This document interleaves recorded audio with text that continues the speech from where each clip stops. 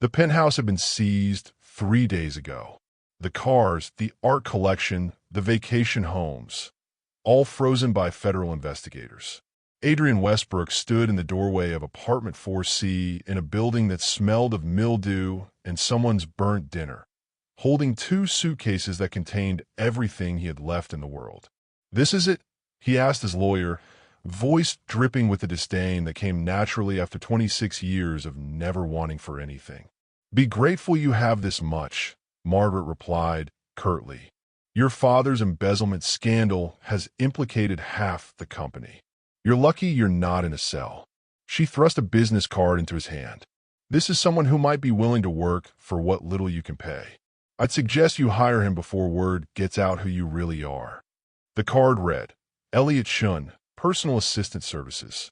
A phone number, nothing more. Margaret left him there, in the cramped studio with water-stained walls and a kitchenette smaller than his former walk-in closet. Adrian looked at his reflection in the grimy window, tailored suit now seeming absurdly out of place, perfectly styled blonde hair, the kind of sharp, aristocratic features that had always opened doors. None of it mattered now. He was nobody, nothing. The thought made him want to vomit. Elliot Chen arrived the next morning at exactly 8 a.m., which Adrian supposed was some sort of miracle given the wages he could offer. Adrian opened the door to find a slender young man with dark hair pulled back in a neat ponytail, wearing a plain button-down shirt and jeans that had been carefully mended at one knee. He carried himself with an almost military precision, back straight, expression carefully neutral. "Mr. Westbrook," Elliot said, extending his hand. His voice was quiet, controlled. "I understand you need assistance with daily tasks and administrative support." Adrian ignored the handshake, too busy cataloging everything that was wrong with this picture. The cheap fabric of the shirt, the worn sneakers, the faint scent of suppressants that Adrian's nose could barely detect. "Of course, you'll need to shop for groceries, handle my correspondence, manage my schedule," Adrian said dismissively. "I assume you can cook? The kitchen here is inadequate, but I expect decent meals." Something flickered in Elliot's dark eyes. Anger, maybe, or contempt. But it vanished so quickly Adrian thought he might have imagined it. "I can cook. I'll need a budget. Figure out. I'm sure someone like you is used to making do with very little." The words came out more cutting than Adrian intended, a defense mechanism against the humiliation of needing help at all. Elliot's expression remained neutral, but his shoulders tensed almost imperceptibly. "I'll need access to your accounts to manage finances properly," Elliot said evenly. "Absolutely not. I'll approve every purchase." Adrian turned away, unable to bear the judgment he was certain he saw in those dark eyes. "You can start by cleaning this place. It's filthy. I'm a personal assistant, not a maid." Adrian spun back around, authority flooding his voice. "You're whatever I pay you to be. Don't like it? There's the door." For a long moment, Elliot held his gaze. Then, without a word, he set down his bag and began rolling up his sleeves. Adrian told himself the uncomfortable twist in his gut was satisfaction, not shame. The first week was a disaster. Adrian had never cooked a meal, never operated a washing machine, never navigated public transportation. Tasks that should have been simple, buying groceries, paying bills, scheduling appointments with lawyers, became Herculean challenges. He barked orders at Elliot like a general commanding troops, criticized every meal, even as he devoured them, having never tasted anything not prepared by a five-star chef, and complained constantly about the apartment, the neighborhood, the unfairness of his situation.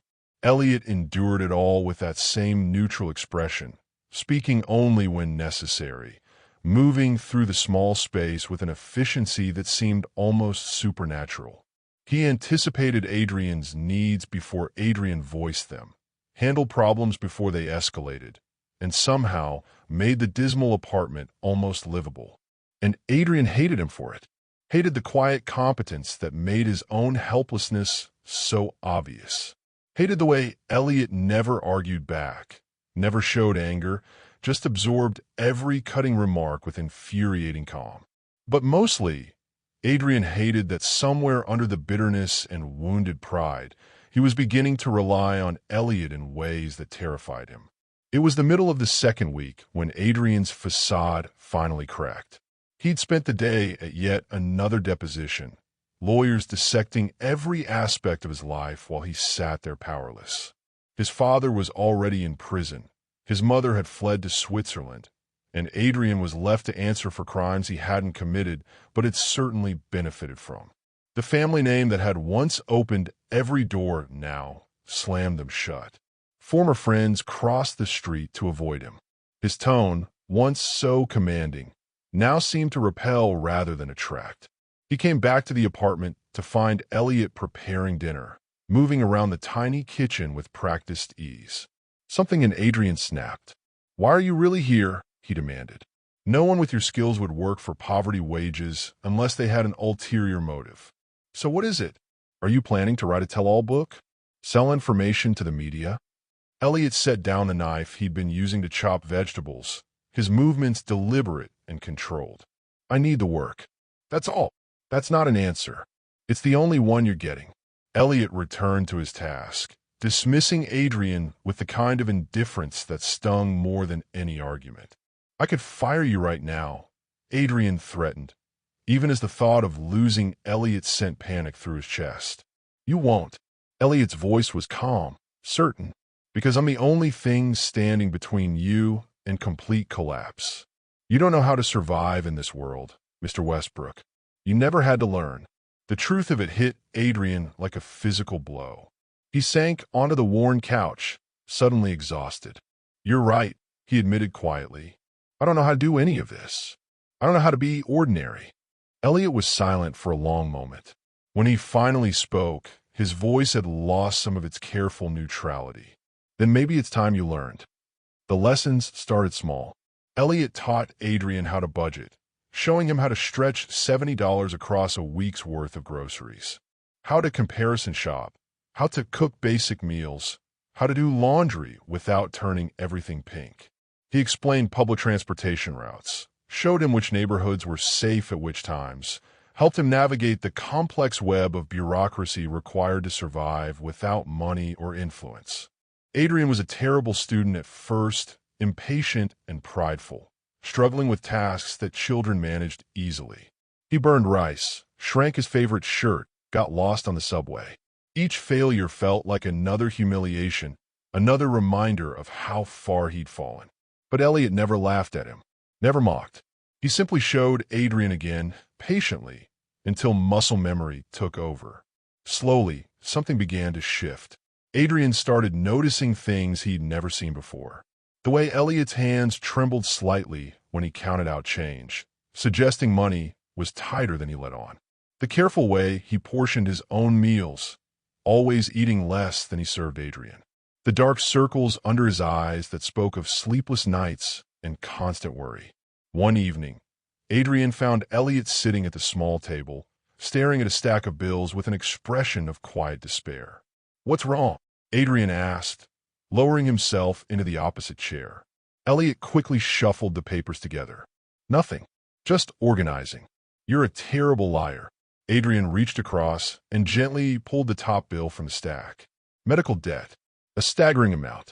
"Elliot, it's not your concern." Elliot's voice was sharp, protective. "How long have you been working yourself to exhaustion to pay this off?" "That's none of your business." "It is if it's affecting your health." Adrian surprised himself with the genuine concern in his voice. When had he started caring? What happened? For a long moment, Elliot didn't respond. Then, almost against his will, the words came tumbling out.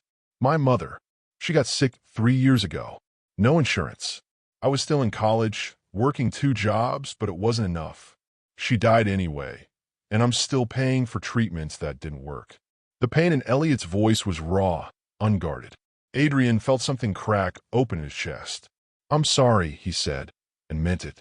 I didn't know." "Why would you?" Elliot's laugh was bitter. "People like you don't see people like me. We're just background noise. Servants.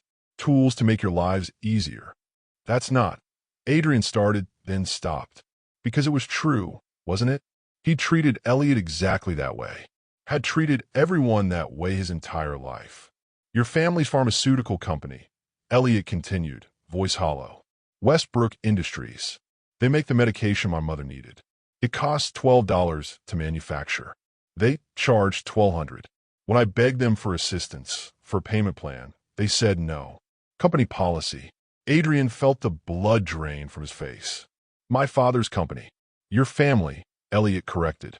Your name on the building. Your money paying for penthouses while people like my mother died because they couldn't afford medicine that cost pennies to make. The words hung in the air between them, sharp as knives. Why did you agree to work for me? Adrian whispered. If you hate my family so much, why are you here? Elliot met his eyes, and Adrian saw years of anger and pain and exhaustion there. Because hate doesn't pay bills. Because I'm desperate. And because... He looked away. Because you're not your father. You're just a spoiled, ignorant brat who's never had to face consequences. But maybe you can learn to be better. The assessment should have stung. Instead, Adrian felt something like hope. Teach me, he said impulsively, not just how to survive. Teach me how to see, how to understand what it's like for people who weren't born into wealth. I want to be better, Elliot. I want to deserve your respect. Elliot studied him for a long moment, searching for sincerity. Whatever he found in Adrian's face made his expression soften just slightly. All right, he said quietly, but it won't be easy. You're going to have to work. Really work. I can do that, Adrian promised. And for the first time since his world had collapsed, he felt like maybe, just maybe, he could build something better from the ruins. The next 2 months transformed Adrian in ways he never anticipated. Elliot took him to the free clinic where he'd taken his mother, showed him the waiting room packed with sick people who couldn't afford care. They volunteered at a food bank, and Adrian felt his hands blister from manual labor for the first time in his life. They visited the neighborhood where Elliot had grown up, where children played in streets with more potholes than pavement, where opportunities were luxuries few could afford. Each experience chipped away at the walls Adrian had built around himself, the assumptions he'd never questioned. He began to understand, truly understand, the casual cruelty of his former life. The way he treated people as disposable. The way he'd never considered that his comfort came at others' expense. And through it all, Elliot was there. Patient, insightful, slowly letting Adrian see the person beneath the careful neutrality. He learned that Elliot loved poetry, that he dropped out of college to care for his mother, that he dreamed of going back someday, that he was brilliant and kind and stronger than anyone Adrian had ever met. He learned that the Elliot he knew was just the surface of a huge iceberg. Why hide it? Adrian asked one evening as they shared dinner in the cramped apartment. Elliot's smile was sad. Standing out isn't always helpful. It doesn't stop employers from finding reasons not to hire you. Don't stop landlords from tripling your rent. Don't stop the rich from thinking they own you. He met Adrian's eyes. I spent my whole life making myself invisible, making myself useful. It was the only way to survive. I'm sorry, Adrian said, and this time the words carried the weight of real understanding. I'm sorry for every time I made you feel invisible. Every time I treated you like you were less than you are. You're learning, Elliot said softly. That's more than most would do. Somewhere in those months, respect had turned to friendship. And friendship had begun to shift into something Adrian was afraid to name. He noticed the way his heart raced when Elliot smiled. A real smile, rare and precious. The way he listened for Elliot's footsteps in the morning, the quiet comfort of his presence. The way he wanted to shield Elliot from every hardship, provide him with every comfort, even though he had nothing to offer. He noticed, too, the way Elliot sometimes looked at him when he thought Adrian wasn't watching. A softness in those dark eyes that made Adrian's breath catch. They were sitting on a fire escape one evening, sharing a bottle of cheap wine and watching the sunset paint the city in shades of gold and amber. Adrian had just finished telling Elliot about a job prospect. Nothing glamorous, an entry-level position at a nonprofit, but honest work that might lead somewhere meaningful. I'm proud of you, Elliot said quietly. The word struck Adrian like lightning. No one had ever said that to him before. His parents had expected perfection, accepted excellence as his due, but pride? That was foreign territory. Thank you, Adrian managed. For everything. For not giving up on me when you had every reason to. For showing me how to be someone worth being. Elliot turned to face him, and in the dying light, he looked almost ethereal. You were always worth being, Adrian. You just needed to believe it yourself. The use of his first name, so rare from Elliot's lips, sent warmth flooding through Adrian's chest. He reached out, hesitant, and took Elliot's hand, half expecting to be pushed away. Instead, Elliot's fingers intertwined with his, holding tight. I'm falling for you, Adrian admitted, voice barely above a whisper. I know I have no right to feel this way. I know you have every reason to hate me, to hate everything I represent. But Elliot, you've become the most important person in my world. You've shown me what it means to be human, to be humble, to be worthy of respect. And Elliot silenced him with a kiss. It was soft, tentative, tasting of wine and hope and all the words they'd left unspoken. When they pulled apart, Adrian was trembling. I hated your family, Elliot said, resting his forehead against Adrian's. Hated what they represented, what they'd done. I took this job because I needed money, yes, but also because some part of me wanted to see you suffer. Wanted you to feel a fraction of what people like me feel every day. Adrian's heart clenched, but he didn't pull away. But then I got to know you, Elliot continued. The real you, not the persona you wore like armor. I watched you struggle and learn and grow. Watched you become someone who cares, who tries, who wants to make things right even when it costs you everything. And somewhere along the way, he smiled, tremulous and beautiful. Somewhere along the way, I fell for you too. I don't deserve you, Adrian breathed. Maybe not, but you're working on it. Elliot kissed him again, deeper this time, and Adrian felt something fundamental shift in his universe. This was what mattered, not wealth or status or the Westbrook name. This connection, this understanding, this person who saw him at his worst and believed he could be better. This was worth everything he'd lost. 6 months after the scandal broke, Adrian sat in a conference room across from federal prosecutors, signing documents that would finalize his cooperation agreement. He'd testified against his father's co-conspirators, provided evidence of wrongdoing, accepted his share of accountability. In return, the charges against him personally had been dropped. He was free. Not wealthy, not powerful, but free. Elliot was waiting for him outside the courthouse, looking slightly nervous in a borrowed suit. He'd had a job interview that morning, a real one, for a position he was overqualified for, but that would pay enough to finally clear his mother's medical debt. How did it go? Adrian asked, taking Elliot's hand without hesitation. Good, I think. They said they'd call by Friday. Elliot squeezed his fingers. What about you? It's done. All of it. Adrian felt lighter than he had in years. I start the nonprofit next week. The pay is terrible. I'm familiar with terrible pay, Elliot teased. They started walking, no particular destination in mind, just comfortable in each other's presence. The apartment. Their apartment now, officially, with Elliot's name on the lease beside Adrian's, awaited them. It was still cramped and shabby, but it was theirs. They'd made it home. I've been thinking, Adrian said carefully, about the pharmaceutical patents my father's company held. The ones that price medication beyond reach for people like your mother. Adrian, no, listen. I don't have money anymore, but I have knowledge. I know how that company works, what medications they're developing, what their profit margins really are. There are nonprofits, advocacy groups fighting for affordable medicine. They could use that information. Elliot stopped walking, turned to face him fully. You do that? Expose your family's business practices? It's not my family anymore, Adrian said firmly. You're my family. I want to build something that would make you proud. Make your mother's memory mean something. Tears shimmered in Elliot's eyes.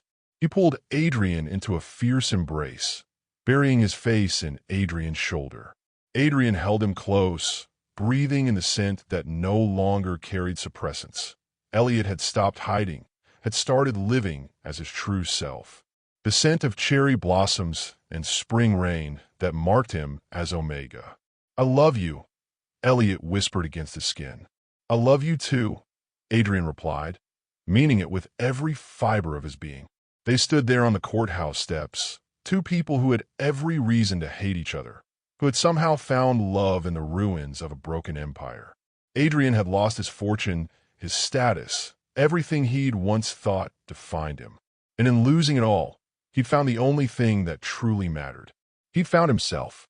He'd found Elliot, and that was worth more than all the wealth in the world.